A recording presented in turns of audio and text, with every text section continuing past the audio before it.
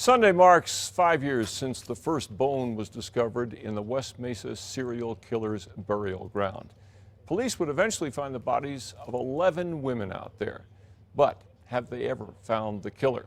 Tonight, on special assignment, News 13's Kim Holland reveals new evidence in this case, new details about the investigation, and a look at who sources say are the prime suspects.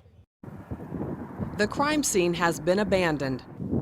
Family members of the women found buried out here wonder if the case has too. It's been really kind of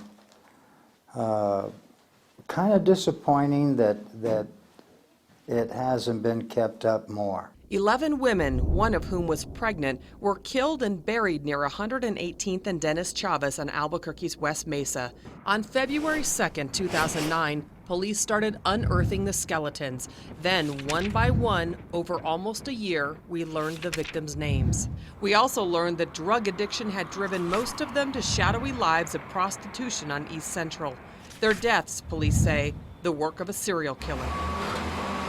The massive investigation drew national attention. Stand by and action. The largest crime scene in America. Albuquerque police announced a $100,000 reward.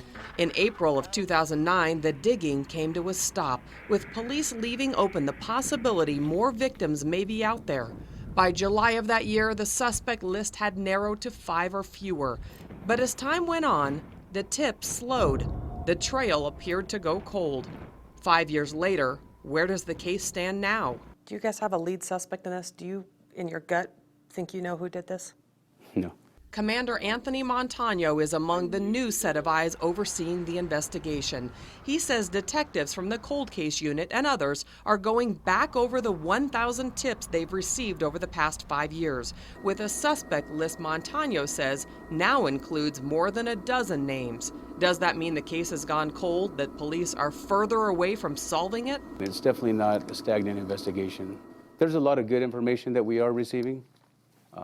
It is progressing, but it's a very complex investigation. For years, police have insisted there is no serial killer on the loose. We've learned the suspect list includes 2 men with histories of violence against women. One's dead, the other's in jail. Lorenzo Montoya lived near the burial site. He told co-workers he had killed women and buried them on the West Mesa, and he had 3 arrests on his record for picking up prostitutes on East Central. In 1999, police followed Montoya and caught him raping and strangling a woman in his truck. She survived. 7 years later, he strangled a 19-year-old prostitute in his trailer with a braided duct tape rope. Her pimp saw Montoya dragging her body towards his truck, then fired a shot that killed Montoya. Police said at the time that they believed Montoya may have killed before. The name Joseph Blea has never been revealed by police, but News 13 has learned Blea has been on the suspect list for years. He's currently in jail in Santa Fe awaiting trial in a slew of rape cases, many of them involving young girls. His history has always troubled detectives. So is the fact that his DNA was found on the jeans of a prostitute who was killed and dumped off East Central in the late 80s. News 13 has learned a tag for a tree bought at an Albuquerque nursery was among the few pieces of physical evidence discovered in the makeshift graves.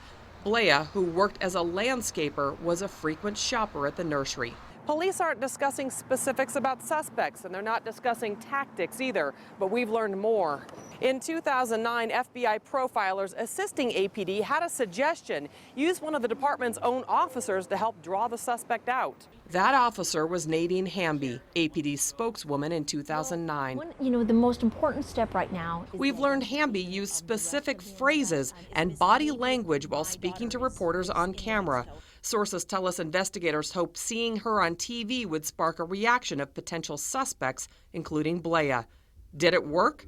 We asked Commander Montano. He said he didn't know. We have surprisingly a lot more than I think people realize, but we're trying to be very diligent with what we have and how we actually process that. Police say releasing too much information about the case could hinder the investigation, but some of the victims' relatives have lost patience.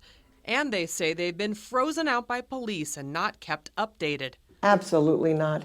Today's the first day I've heard from him in 5 years. Police say the families are free to contact APD with any questions. The phone lines have never changed. Our numbers have remained the same since we've started the task force. But the families aren't the only ones frustrated. This was one of the most horrific crimes in the history of our city, and there's been no resolution to what has happened here. City Councilor Ken Sanchez represented this district 5 years ago. And they let me know that the investigation is still ongoing, and that's the answers that I'm getting. And I feel it's not enough. I mean, we have spent hundreds of thousands of dollars on this investigation, and we still have no answers. Police say complicated cases take time. We will solve this. For the victims' families, the agony of the long wait lingers on. You never forget. It's like a wound, it'll heal, but Yep. I mean, a wound will scab up, but it'll never Well, it's like when they say disappear. you have a broken heart. You literally have a broken heart.